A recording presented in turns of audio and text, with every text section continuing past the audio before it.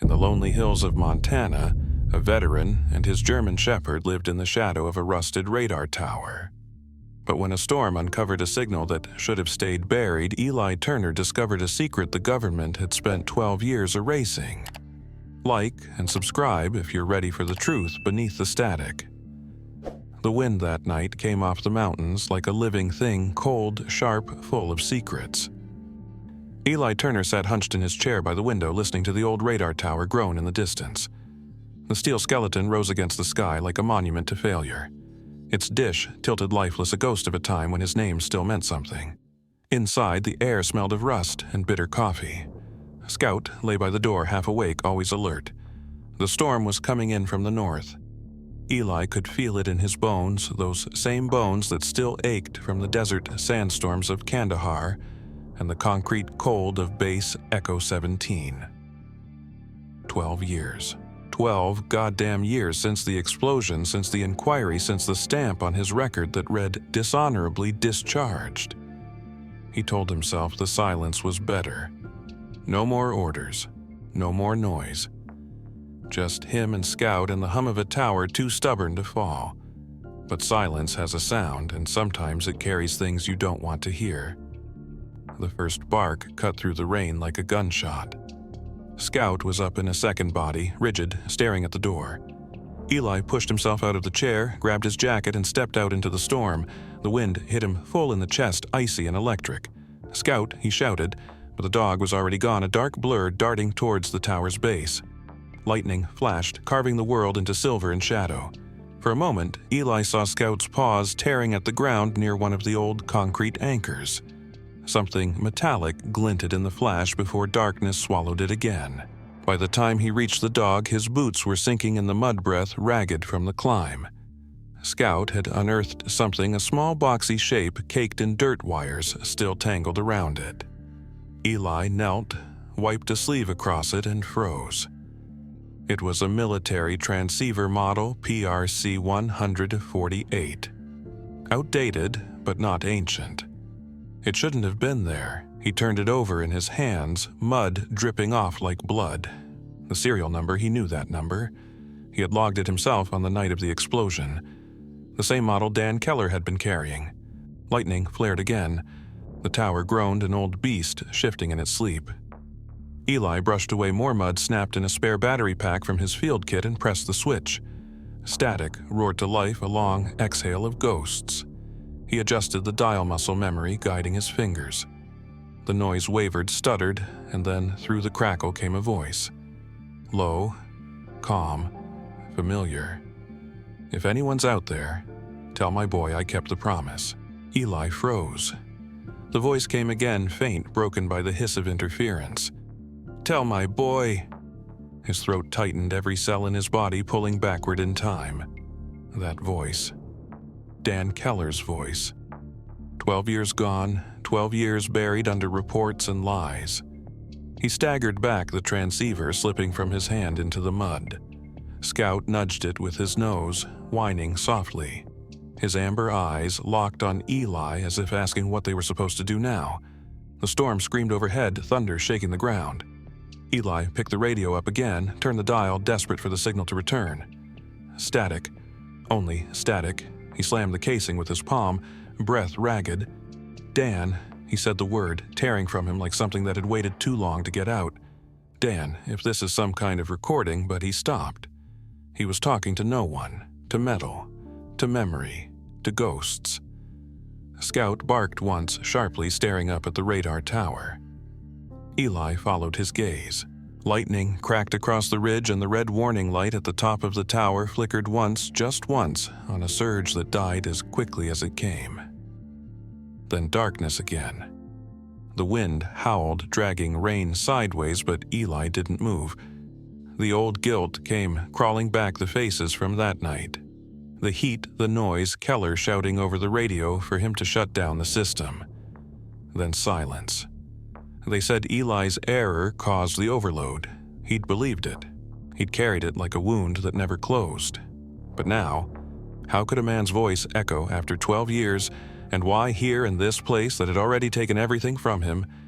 Scout pressed against his leg, trembling but steady, his loyalty the only thing in the world that hadn't abandoned him. Eli stared at the towers, its silhouette split by lightning. "You hear that too, don't you, boy?" he murmured. Scout whined ears forward. He looked back at the transceiver, the mud caked on its buttons, the faint hum still coming from its core. It made sense now. The fresh battery woke what the storm had uncovered. Eli turned toward the shack radio, clutched in one hand, Scout padding silently beside him. Behind them, the tower loomed like a gravestone against the storm. The silence wasn't empty anymore. It was watching, listening, waiting for someone to answer. The morning came gray and hollow, the kind that made even the wind sound tired. Eli Turner sat at his workbench, the military transceiver laid open before him like a patient on an operating table. The coffee beside him had gone cold, untouched. He had been awake since the storm ended, the memory of that voice playing over and over in his head. The voice of Dan Keller. The man whose death had ended his career and his faith in anything that couldn't be proven by his own hands. Scout rested by the door, eyes following Eli's every move, tail thumping once in quiet reassurance every time Eli spoke aloud without meaning to. "There has to be an explanation," Eli muttered, connecting the transceiver to an old signal decoder he had salvaged years ago from the radar's control panel. The wires crackled faintly, the kind of sound that lived somewhere between life and death, electricity and memory. Static filled the room. Then something deeper. A pulse. Regular. Rhythmic. Faint but deliberate. He adjusted the dial, narrowing the range until the signal stabilized. A string of beeps echoed, distorted by time. It wasn't random. It was a message. Eli grabbed a pencil, scribbling down the sequence as it repeated. Dots and dashes. Over and over. When he translated it, the letters spelled out a single phrase. Hide us. He stared at the paper for a long moment, the graphite trembling between his fingers. "No," he whispered. "It should have said, 'Help us.' That was the distress code Keller transmitted the night of the explosion." He remembered it clearly. He had copied it himself in the final report. But this was different. Someone had changed it. Not a malfunction, not a mistake, an order. The message that could have brought rescue had been twisted into silence. He ran the numbers again, checked the coordinates embedded in the transmission log. The origin made his skin crawl. Echo 17. The radar tower right above his shack. The same coordinates logged in the investigation 12 years ago. That place was dead sealed, abandoned. No power, no broadcast. Yet the signal was still alive. His hands tightened around the edge of the table. The transceiver let out another pulse, faint and steady, as if answering his thoughts. Scout lifted his head, ears twitching. "You hear it too, huh?" Eli said softly. The dog walked to the door and stared out toward the tower. The wind had picked up again, brushing through the trees like someone whispering through static. Eli stepped outside, carrying the transceiver with him. The dish of the radar loomed above, rusted its bolts, groaning as the wind pushed against it, more shudder than rotation, like a machine remembering how to move. The joints creaked with every rotation, the sound hollow, metallic, mournful. He set the transceiver on the hood of his truck and aimed its antenna toward the tower. The signal strengthened. The pattern grew cleaner. There was no mistaking it now. The frequency was military encrypted and locked to the channel his team had used 12 years ago for emergency transmissions. He shouldn't have been able to receive it. No civilian should. He leaned against the truck, staring up at the tower's silhouette. The storm clouds from last night still lingered in the distance. Flashes of lightning barely visible beyond the ridge. Scout sat beside him, tail brushing the dirt, eyes steady on the metal giant above. "You know, Eli murmured they said it was a power surge. Said I overloaded the circuits." He remembered the smell of ozone, the panic in the control room, the flicker of the radar's core burning too hot. He remembered Keller shouting and the guilt he'd carried ever since. Command told him later it had been his fault, that he'd failed to follow procedure, that his negligence had caused the detonation. They had shown him photos of the wreckage of the names etched into memorial plaques. He had signed the discharge papers without a word. But now, with the transceiver's faint pulse echoing from the tower, he felt that old certainty splinter. It wasn't guilt anymore, it was anger. Someone had wanted the tower to stay quiet. Someone had made sure Keller's message never got out. The signal faltered, then repeated, "Hide US." Eli pressed the receiver closer to his ear. For a second, between the bursts of static, he thought he heard something else, a faint mechanical click like a relay switching deep inside the tower. He looked up sharply. The red light near the top blinked once, so brief he almost convinced himself he'd imagined it. Scout growled low, the kind of sound that came from instinct, not fear. "Easy," Eli said, though his voice was unsteady. He turned off the transceiver's silence, swallowing the air again. But the silence wasn't empty anymore. It was full, alive, breathing. He walked back toward the shack, Scout padding close beside him. The old guilt followed like a shadow, but beneath it now was something sharper, colder. If Keller's last words had survived 12 years of static, then the truth hadn't died with him. Someone had kept it alive, someone who didn't want to be found. By the time the morning sun reached the ridge, Eli Turner was already halfway to the county office. As the truck groaned beneath him, every bolt rattling like a memory. The transceiver sat on the passenger seat beside Scout, silent now, but heavy with its secret. Eli hadn't slept. The message had replayed in his mind through the night, "Hide US," and each time he heard it, it sounded less like a plea and more like a warning. The Veterans Affairs building was a low concrete block, its flagpole leaning slightly, the stars on the banner faded by years of wind. Inside, the air smelled of old paper and cleaning fluid. A woman with silver hair sat behind the records desk, her glasses hanging low on her nose. She looked up when Eli approached, offering a polite but distant smile. "Can I help you, sir?" she asked. Eli hesitated, then slid his old ID across the counter. "I'm looking for service records," he said quietly. "Echo 17 unit, year 2010. She typed slowly, eyes narrowing as restricted banners crossed the screen. "I can only print the public index," she said. The list populated 12 names with redacted status lines and the same date, July 14, 2010. Every man marked deceased, every man except one. Eli's own name sat at the bottom, followed by a single note, "Discharged, cause negligence." His throat tightened. "Do they have burial records?" he asked. The woman shook her head slowly. "No, that's unusual. Most have interment data, but these... nothing. No cemetery listed." She glanced at him, eyes narrowing as if realizing who he was. "You served with them, didn't you?" Eli nodded once. "Yes, ma'am. They were my team." Her gaze softened. She lowered her voice. "You didn't hear this from me, but there's another anomaly. One of the names Keller Daniel showed up again years later in a different database. Medical, not military." Eli's pulse stumbled. "Medical?" She nodded, looking over her shoulder before continuing. "A cross-database identity flag fired in 2015 in the Denver area. Same social security number associated with a non-military record, but the identity metadata didn't match. Could be an error or..." She didn't finish the sentence. "Or someone using his identity," Eli said quietly.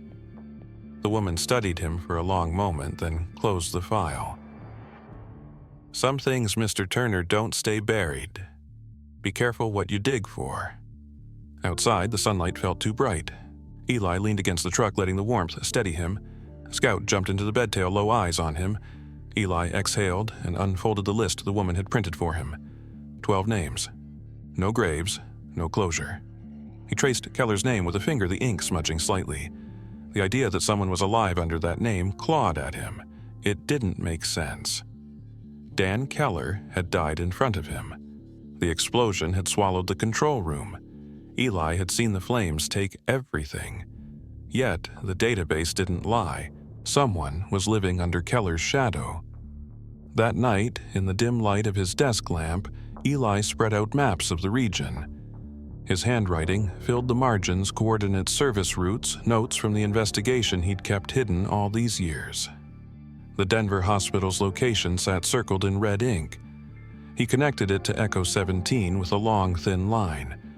Scout lay by his feet, breathing slow and steady, the rise and fall of his chest grounding Eli in the moment. Eli opened a weathered notebook, flipping to a page where he'd scribbled the old call signs of his team. Beside Keller's, he wrote a single word: alive. He stared at it until the ink blurred. "If you're out there," he whispered to the empty room, "why hide under his name?" The only answer was the creak of the wind through the eaves and the faint hum of the tower outside. He walked to the window and looked up. The radar dish turned slightly in the night breeze, the sound metallic mournful. Scout rose and pressed his head against Eli's knee, whining softly. Eli reached down, fingers tangling in the dog's coarse fur. "It doesn't make sense," he murmured. "Either the dead are walking, or someone wants me to believe they are." Scout lifted his eyes to meet his steady and unwavering. The transceiver on the desk gave a single crackle of static, then fell silent again. Eli froze, eyes darting back to the radio. No light, no power, just that single ghostly sound. He turned off the lamp, letting the room sink into darkness. The radar's hum drifted faintly through the walls, a low pulse in the night air like a heartbeat that refused to stop. The drive to Denver stretched long and colorless, the miles unraveling beneath Eli's truck like a road that didn't want to end. Scout sat in the passenger seat, head low between his paws, the wind from the open window ruffling his ears. The city skyline rose out of the haze, slowly a tangle of glass and steel that looked too clean, too modern for the kind of ghosts Eli was chasing. He had driven through the night, guided by the address from the hospital record, a modest suburban block near the outskirts of the city. When he arrived, all that greeted him was the smell of smoke. The house at the end of the street was gone, nothing left but a blackened frame and the faint shimmer of ash clinging to the grass. Police tape sagged between the posts, fluttering weakly in the morning breeze. Eli stepped out, boots crunching on the gravel, the air still heavy with the scent of something burned too recently to forget. A sign nailed to a nearby pole read, "Property condemned, fire investigation complete."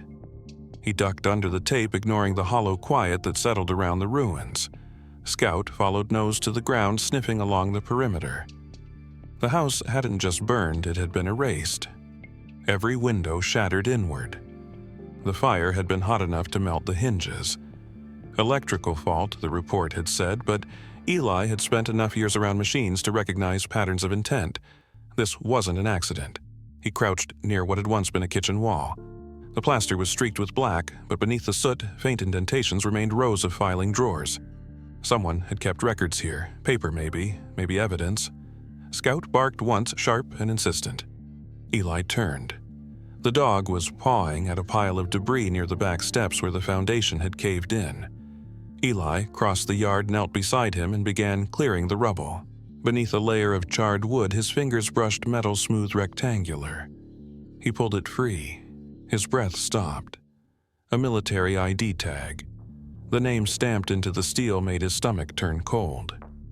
Turner Eli J. His own. He stared at it, the letters catching the morning light. "That's impossible," he whispered. The tag had been confiscated when he was discharged. He hadn't seen it since the inquiry. Someone had brought it here, someone who wanted him to find it or wanted to make sure it burned with the house. He looked at Scout, whose ears were still pinned forward, waiting for what came next. "Someone's been watching us." Eli murmured the words, tasting of iron and dread. He pocketed the tag and turned toward the street. The quiet of the neighborhood was unsettling, almost rehearsed. Curtains in the nearby windows twitched, but no one came out. Then, from across the yard, a woman's voice called softly, "You're too late, you know." Eli turned to see an elderly woman standing on her porch across the street, her sweater pulled tight around her shoulders. "You knew the man who lived here?" he asked, walking closer. She nodded, eyes narrowing as she studied him. "Mr. Keller." "Yes." Kept to himself mostly, quiet, polite. "Then last week, a man came by. Older gray hair, straight-backed like a soldier. They argued, loud enough for the whole street to hear. Eli felt the old unease rise in his chest. "Did you catch a name?" The woman frowned, shaking her head. "No, but he called him Major once. Sounded angry like they had history." Her voice dropped lower. The next morning the house caught fire. No one saw Keller again. Eli thanked her, then returned to the ruins, pulling a photo from his wallet, a faded group shot from Echo 17. 12 men standing in front of the radar dome, sun glaring off their helmets. He traced his finger over one face, the man beside him, Major Mark Holton, his commanding officer, the one who had issued the shutdown order the night of the explosion, the same man who had disappeared after the inquiry. Eli dug through his bag and unfolded the old investigation file he'd stolen from the base archive years ago. Holton's name was all over it, signatures, reports, authorizations. But after 2010, the trail went cold. No transfer, no discharge, just silence. Now, 12 years later, a house tied to Keller's name burns to the ground, and a neighbor swears a man fitting Holton's description was there hours before. The pattern was clear enough to make Eli's hands tremble. Someone was cleaning up loose ends. He ran his thumb over the edges of the ID tag, its surface still smeared with soot. If Holton was alive, it meant the cover-up hadn't ended with Echo 17. It meant Keller might have survived too, at least long enough to become a liability. Scout pressed his shoulder against Eli's leg, a steadying weight. Eli looked down at him. "We're not dealing with ghosts anymore," he said softly. "We're dealing with someone who knows we're still breathing." Scout whined, eyes flicking toward the distance where the mountains cut the horizon. Eli followed his gaze. Somewhere beyond that line, the old radar still stood humming in the wind, waiting for the next move. The night fell heavy, and still the kind of quiet that makes the world hold its breath. Eli sat by the window, staring at the silhouette of the radar tower against the moonlight. It stood like an old sentinel, its rusted frame creaking in the wind. The events in Denver had left a weight in his chest that no amount of logic could shake. The dog tag in his pocket felt heavier with each passing hour. Holton was alive. Keller's name had reappeared. And somewhere between those two facts lay the reason the tower still whispered after 12 years of silence. Scout shifted restlessly by the door, his ears twitching toward the distance. Then suddenly, he barked once, sharp and low. Eli stood instinct, cutting through exhaustion. "What is it?" Scout growled again and bolted outside. The air was colder than before, the smell of wet earth clinging to every breath. Eli grabbed his flashlight and followed boots crunching over the gravel. The tower loomed closer, its base wrapped in shadow. Scout was already there, digging furiously at the ground near the concrete support beam. Dirt flew behind him in quick bursts, his claws striking something solid beneath the surface. Eli knelt beside him, brushing soil away with his hands until his fingers struck metal. A dull thud echoed as he hit the edge of something buried deep. He worked faster, the flashlight's beam shaking with his breath, until the outline of a small steel box emerged. It was sealed tight, the surface streaked with oil and old rust corners reinforced with lead. Not military standard issue, something older, repurposed. The kind of box used to store classified flight recordings, the ones pilots called black boxes. His heart thudded in his chest. He wiped the grime off the latch and pried it open. The hinges groaned in protest, releasing a faint metallic scent mixed with oil and damp air. Inside, wrapped in layers of cloth, was a single reel-to-reel tape, its label nearly worn away, but still legible. Echo 17 control room log. Eli's throat went dry. He hadn't seen equipment like this since the service, but his old habits returned like muscle memory. He carried the box inside, set it gently on the table, and checked the desiccant packs still sealed inside the lead-lined housing. After half an hour rigging power and threading the reel, the machine hummed. Through a crackle of static, a voice filled the room. Several segments warbled or dropped into silence, oxide decay leaving scars where the heat had bitten deepest. "If this reaches you, Eli," it said, slow and deliberate, "it means Holton buried us twice." The sound hit him like a blow. Keller, alive in a way only a voice can be. Eli froze, one hand hovering above the recorder. The voice continued now, more urgent, layered with the background hum of machines and the faint chatter of a control room. "We logged the readings," Keller said. The levels are too high. This isn't power failure, it's radiation. Holton knows. He told us to shut it down, but he's sending the override, says Command wants proof of operation for the contractors. Eli, if you hear this. The tape hissed, skipping.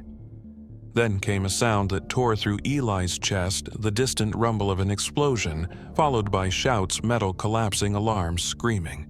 Keller's voice returned, strained, breathless. This isn't a malfunction, it's a cover. Don't let them erase us. The tape cut abruptly, the reels spinning to silence. Eli sat motionless, the only sound in the room the soft whir of the recorder winding down. Scout lay beside him, head resting on Eli's knee, eyes wide and fixed on his face. The words echoed in his mind. Holton buried us twice. Once under rubble, and again under lies. The investigation, the dishonorable discharge, the lost years, all of it had been engineered to keep him silent. He pressed his hands to his face, the rough skin scraping against the salt of sweat and disbelief. For 12 years he had carried the wrong guilt. Now the truth sat before him in a steel box, undeniable and cruel. Holton hadn't just covered a mistake. He had ordered a silence that killed his men. Scout exhaled heavily, a warm breath against Eli's hand as if sensing the shift in the air. Outside, the wind picked up, threading through the cracks of the shack, whistling low like a voice trying to speak. Eli reached out and turned off the recorder, the click echoing like a gunshot in the stillness. He looked at the box again, its lid half open, the tape coiled loosely inside like a vein of truth unearthed. The radar tower groaned in the distance, and for the first time its sound didn't feel mechanical. It felt like morning. He walked to the doorway and stared out at the night. The beam of the flashlight caught the tower's rusted surface, glinting on the bolts like old scars. He whispered to the dark, "You were right, Dan." Scout pressed closer, his fur brushing against Eli's leg. The air smelled of iron and rain, and somewhere above them the tower hummed again, low, alive, as if remembering the voices it had once betrayed. Eli didn't sleep for 2 nights after finding the tape. The sound of Keller's voice looped through his mind like a pulse he couldn't turn off. By dawn of the 3rd day, he had made his decision. Truth meant nothing. Locked in a box under a dead tower. He uploaded a copy of the audio file to every journalist contact he could find, from small-town veterans' blogs to major outlets, labeling it anonymously. Evidence from Echo 17, Incident 2010. Within hours, the message was out. By morning, takedown orders and mismatched KYC flags hid in sequence. His email, SSO tokens, revoked his bank account set to restricted due to verification error, and his pension portal returning, no record found, under an active audit hold. He called the VA office, but the line clicked twice before going dead. Even his phone went silent, no signal, no network, nothing but static. When he tried to re-access the file online, the upload link had vanished. It was as if someone had pulled a string and his entire existence had unraveled with it. He sat at the kitchen table laptop, open the cursor blinking over a blank search bar. "They erased me," he murmured. Scout lifted his head from under the table, eyes watchful. Outside, the wind rattled the old window panes, carrying the hum of the radar tower like a faint warning. That afternoon, a knock came at the door. Not loud, but deliberate. Eli tensed, hand resting instinctively near the drawer where he kept his flashlight, and the small wrench he'd once used as a tool but now thought of as a weapon. Scout growled low, his body stiff. Through the glass, Eli saw a man standing on the porch, a clean-cut figure in his late 30s tan jacket messenger bag slung across one shoulder. "Mr. Turner," the man called, voice steady. "I'm with the Denver Herald. I received your file." Eli didn't open the door right away. "Show me your ID," he said. The man held it up, a press badge with a photo that looked right, but somehow too new. Eli unlocked the door but didn't step aside. Scout stood planted beside him, eyes locked on the visitor. The man smiled faintly. "Quite a story you've stirred up. Echo 17. The veterans' circles are talking about it again. You must be relieved getting it off your chest after all these years." Eli studied him closely. His words were smooth practiced, too practiced. "Most reporters don't drive 2 hours into the mountains without calling first," Eli said. The man shrugged, figured this one couldn't wait. The smell hit him then faint but unmistakable. Gun oil, burned residue, the acrid trace of detonator compounds that no ordinary journalist would recognize. Scout's growl deepened, tail stiff, the fur along his spine bristling. The man's eyes flicked to the dog, then back to Eli just a little too fast. "He's protective," Eli said softly. "Usually only when he smells something wrong." The man's smile faltered. "Look, I just want to talk," he said, stepping back slightly. "About your friend Keller, about Holton." Eli's hand tightened on the doorframe. "I never said Holton's name." The silence that followed said everything. The man's expression didn't change, but something in his shoulders did, tension readiness.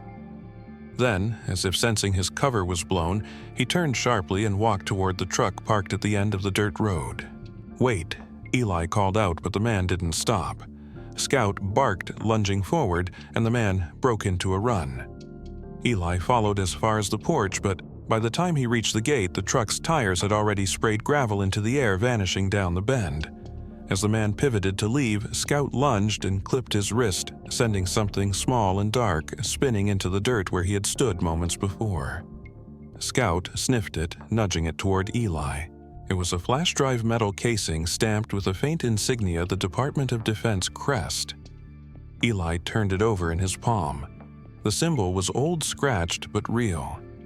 He went back inside, sat down, and plugged the drive into his laptop. A folder opened automatically encrypted files labeled Project Echo 2009 to 2010.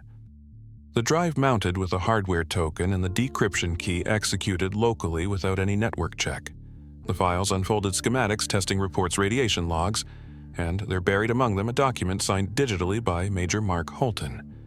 Eli leaned closer, his pulse pounding in his ears. The report's title read Containment Protocol Authorization, Echo 17 Experimental Phase.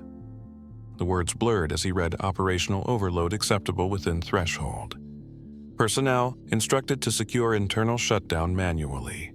Do not transmit distress signal. All data to be archived post-incident.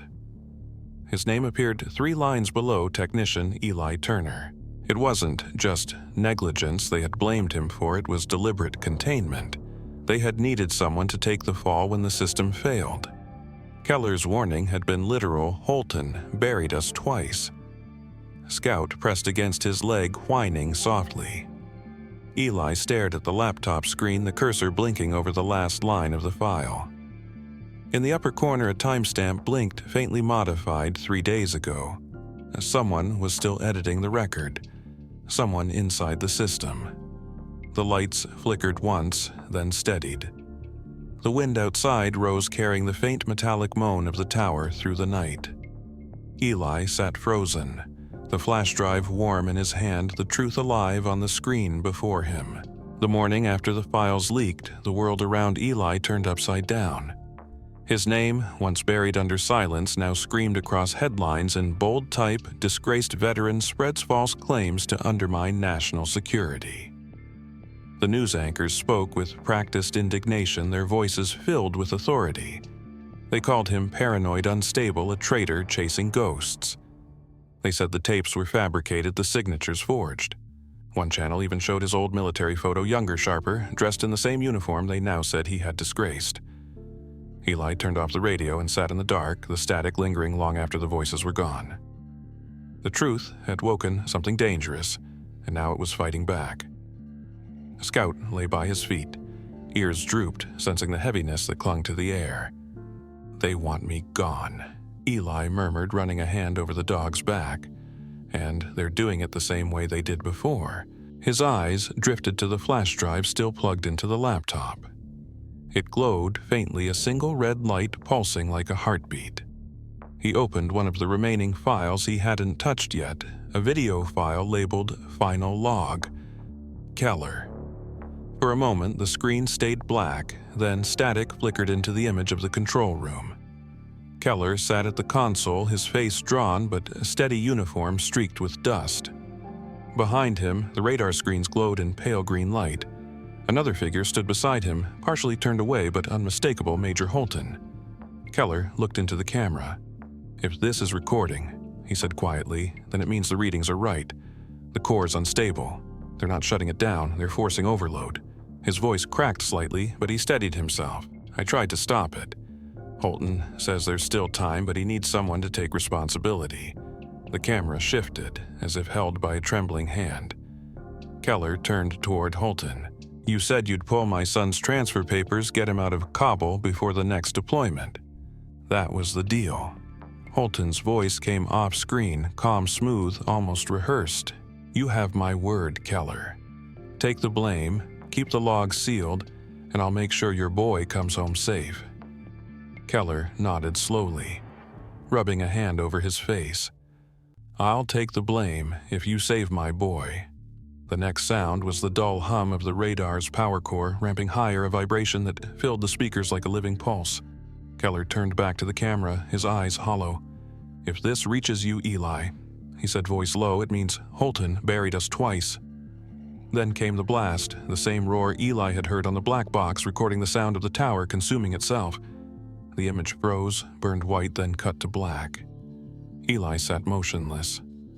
The file ended, but the weight of the words hung in the room like smoke. Holton had made a promise to save Keller's son, and in exchange Keller had offered his own life as a scapegoat.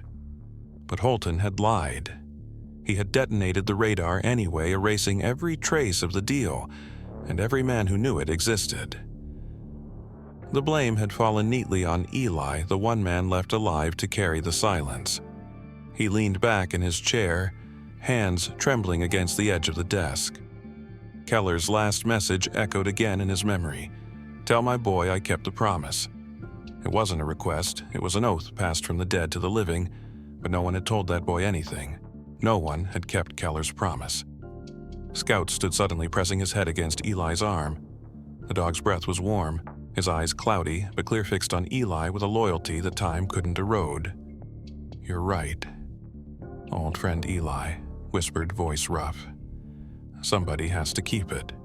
He opened another document from the drive, a personnel file from the Department of Defense archives. Keller's son's name was there, Michael Luke Keller, Specialist U.S. Army Signal Corps. Last known posting, retired civilian contractor, Denver. Eli stared at the screen until the letters blurred. The world had labeled him a traitor, erased his history, and turned his truth into a weapon against him. But this was something he could still do. He couldn't rewrite the past, but he could deliver the truth that had been promised 12 years ago. Scout rested his chin on Eli's knee-tail, thumping softly against the floor. The radar tower groaned in the distance, its steel frame catching the wind like a giant exhale. Somewhere, behind the storm of lies and accusations, a single thread of truth still held. And for the first time in years, Eli knew exactly where to pull. The town sat at the foot of the mountains, a scatter of weathered houses stitched together by gravel roads and power lines that hummed faintly in the wind. Eli parked his truck beside a modest radio repair shop, whose faded sign read, Keller Communications. The irony wasn't lost on him.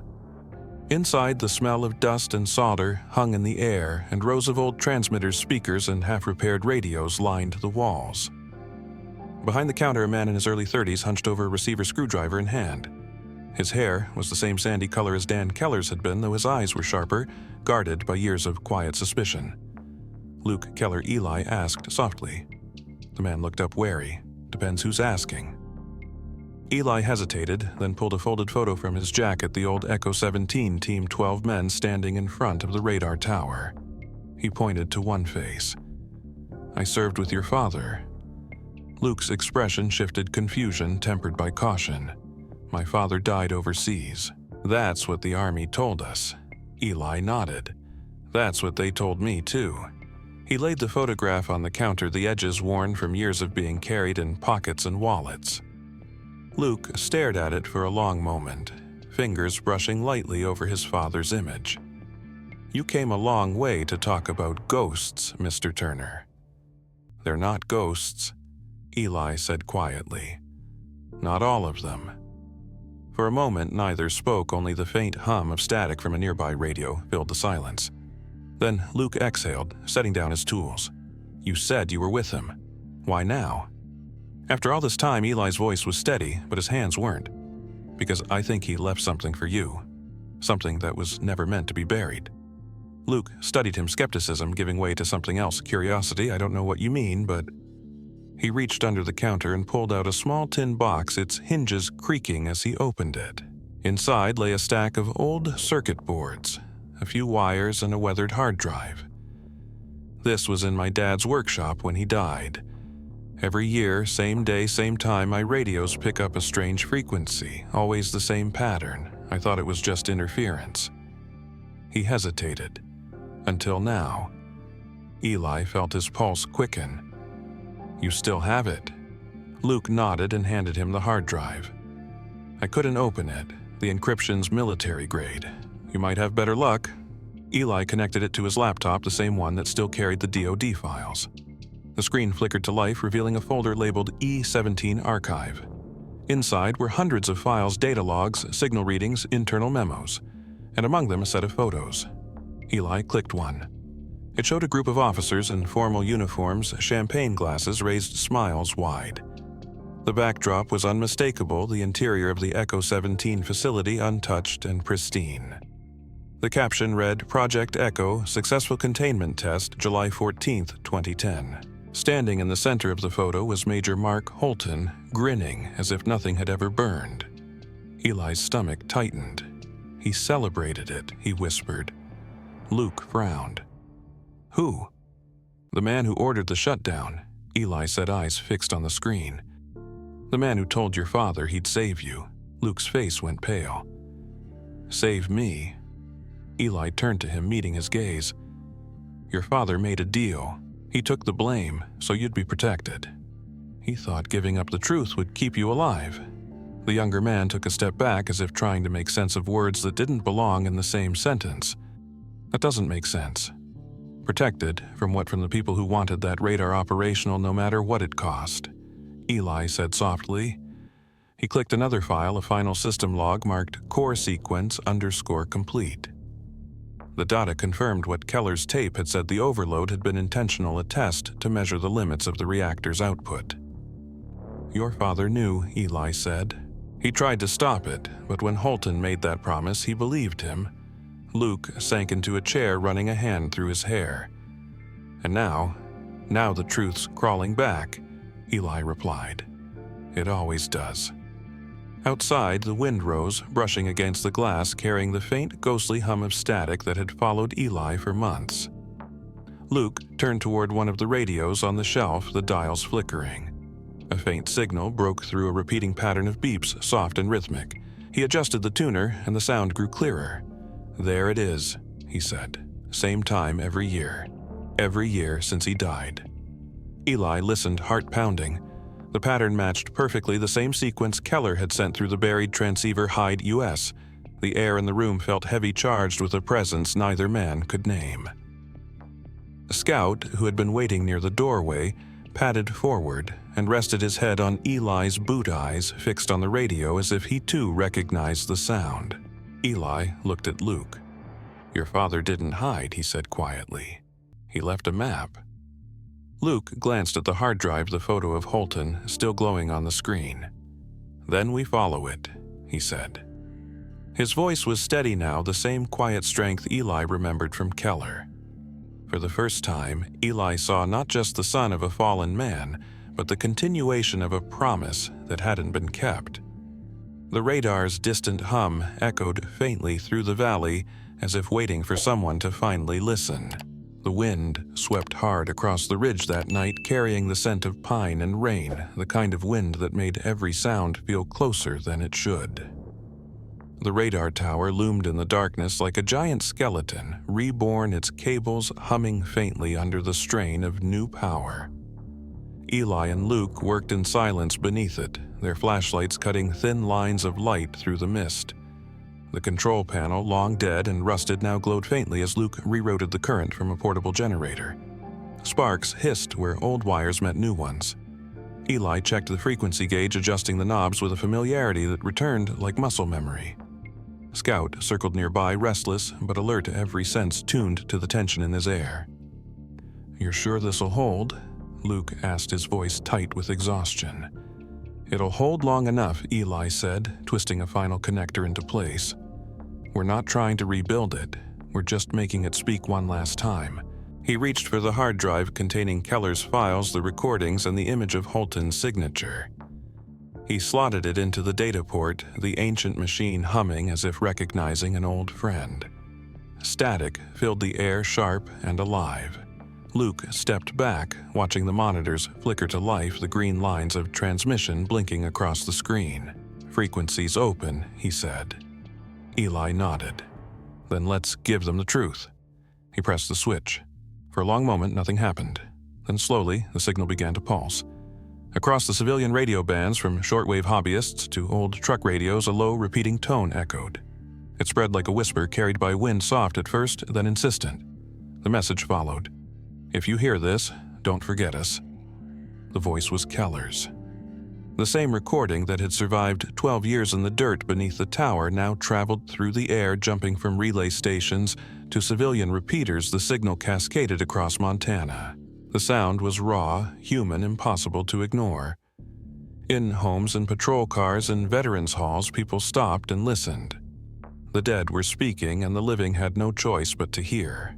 Luke stared at the monitor, eyes wide. "It's working," he breathed. "They're hearing it." Eli didn't answer. He was watching the radar dish its slow rotation, glowing red in the dark, alive again after so long. Scout barked once low and cautious, turning toward the road. Headlights crested the hill, cutting through the fog. A black SUV rolled to a stop near the shack. Doors opened. Figures stepped out, dark suits, silent movements too calm to be police. At the front of them, walking with deliberate composure, was a man Eli hadn't seen in 12 years. His hair was gray now, his face sharper, but the posture was unmistakable. "Major Mark Holton. You always were stubborn," Holton said, his voice carrying through the wind. Eli stood tall, the tower's light painting half his face in red. "You came to shut it off again." Holton smiled faintly. "Not exactly. I came to end this quietly. You've caused enough noise for one lifetime." Luke moved closer to the console, hand hovering over the controls. "You can't bury this anymore," he said. Holton looked at him, briefly recognition flickering in his eyes. "You must be Keller's boy," he said softly. "Your father made his choice. You're here because of it. Maybe it's time to let him rest." Eli stepped forward. "He doesn't get to rest until you tell the truth." Holton's calm cracked slightly. "The truth," he repeated. "The truth is complicated. I can restore your record, your benefits, your honor. No one has to know the rest." Eli shook his head slowly. "I don't need a name polished by liars. I need justice for the man who died keeping his word while you broke yours." For a moment, there was only the sound of wind and static. Then Holton's hand moved to his coat. The metal glint caught the light. Scout's growl cut through the air like thunder. The shot came fast, a flash, a crack, but the dog was faster. Scout lunged, hitting Holton's arm just as the gun fired. The bullet struck the tower's base, sparking a brief explosion. A small fire flared along the panel wiring, sending a shower of sparks into the air. Eli shielded Luke as the tower groaned, its lights flickering violently. The smell of burnt metal filled the air. When the smoke cleared, Holton stood motionless, his gun on the ground, Scout planted firmly between them, teeth bared but silent. The old man stared down at the dog chest, rising and falling heavily. "You think this changes anything?" Holton said hoarsely. Eli's eyes were steady. "It already has." For a long moment, neither moved. Then Holton's shoulders sagged. He looked up at the tower, where Keller's voice still echoed faintly through the static. "If you hear this, don't forget us." Something in those words seemed to hollow him out. He bent, picked up his weapon, and for a second, Eli thought he might fire again. Sirens drifted up from the county road, and the tower's broadcast bled across open police bands. Holton watched the strobing lights gathering below, slid the gun into his coat, and walked back toward the waiting SUV. The men followed him without a word. Scout didn't move until the sound of the engine faded into the distance. The fire at the tower's base flickered weakly, casting orange light over the wreckage. Eli exhaled the weight of 12 years finally pressing down all at once. The transmission still crackled faintly through the speakers, looping the same message again and again. If you hear this, don't forget us. 2 weeks after the night of the broadcast, the wind no longer carried static across the valley. The tower stood dark against the pale Montana sky, its long arm frozen mid-turn, the hum that had haunted it for over a decade finally gone. News had spread quickly the way truth always does once someone dares to let it breathe. Government trucks came first, then reporters, then silence again when the evidence became too undeniable to spin. The Department of Defense announced an official investigation into Project Echo 17, calling it an administrative anomaly, though the documents released told a story far larger than paperwork. The recordings, Keller's message, Holton's name, all confirmed. The explosion had not been an accident. It had been an order. For 12 years, the truth had waited in the dirt until a man and his dog unearthed it. Eli Turner's name was cleared in the same report that stripped Holton of his honors. The government offered reinstatement, a full pension, even a ceremony. They wanted to picture something neat clean, the kind of ending they could file away. But Eli refused every offer. He didn't want medals or microphones. He wanted silence, the honest kind. When the letter came confirming the restoration of his record, he returned it unsigned with a single note, "I served once." That's enough. They didn't call again. Luke Keller helped him pack up the old shack beneath the tower, carrying boxes filled not with belongings, but with fragments of history, Keller's hard drive, the tapes, the photo of their unit. "You could go public," Luke said one morning, his voice careful, as though testing the idea. People would listen now. Eli shook his head. The ones who need to hear it already have. He looked at the tower, its metal skeleton streaked with rust and frost. Some things are better left to rest. When spring came, the demolition crews arrived. They set up floodlights that glowed white in the morning fog cranes moving like slow beasts as they began dismantling the steel frame piece by piece. Eli watched from the ridge with Scout lying at his feet, the dog's muzzle resting across his boot. The sound of metal striking metal rang through the valley, sharp and hollow like the last beats of a fading heart. Workers moved carefully, lowering the radar dish to the ground. When it touched earth, a hush fell over the site as if the mountain itself was holding its breath. Eli rose, walking closer, his steps steady despite the ache in his knees. He carried a small plaque wrapped in cloth, its bronze surface cool against his palms. The crew foreman paused, recognizing him from the reports. "You sure you don't want to say a few words for the press?" he asked. Eli smiled faintly. "Words are what buried us in the first place. Silence will do." The man nodded and stepped back. Eli knelt near the foundation where the control room had once stood. He cleared away the dirt, the smell of rain and oil mixing in the breeze, and set the plaque into the ground. The engraving caught the sunlight, the letters simple and clean. He kept the promise. So did I. He brushed his thumb over the words once, then sat down beside Scout. The old dog leaned against his leg, warm and solid eyes half closed, as if he understood that something larger than both of them had finally settled. For a long time, neither moved. The cranes kept working in the distance, the sounds of dismantling fading with each passing hour. The wind rose gently, threading through the hollow frame of what remained of the radar, and for a moment the faintest echo of static drifted through the air. It wasn't loud, barely there at all, just enough to remind him of Keller's voice, that final plea carried across years of silence. "If you hear this, don't forget us." Eli closed his eyes, letting the wind wash over him. "I didn't," he whispered. Scout stirred his breathing deep and steady, his tail thumping once against the dirt before settling again. The sun broke through the clouds, then soft and golden, lighting the valley in a warmth that had been missing for far too long. Down the ridge, Luke and a few volunteers were already clearing space for something new, a memorial garden for veterans who never came home. They would plant apple trees there in the coming weeks, a quiet nod to the orchard Keller had once dreamed of retiring to. Eli smiled faintly at the thought. Life had a way of growing from the ruins if someone just stayed long enough to tend it. By late afternoon, the tower was gone, its shadow erased from the hill. Only the plaque remained small and unassuming, glinting in the light. Eli stayed until the last truck left, until even the sound of engines disappeared down the road. Then he stood stretching stiffly and looked out at the open land. It was quieter now, truly quiet, the kind of silence that didn't hide anything anymore. He reached down, scratched behind the scout's ear. "Time to go home," he said softly. The dog's tail moved once more, slow and content. They walked down the hill together, their figures small against the vast sky, the air filled with nothing but the whisper of grass and the soft rhythm of their steps.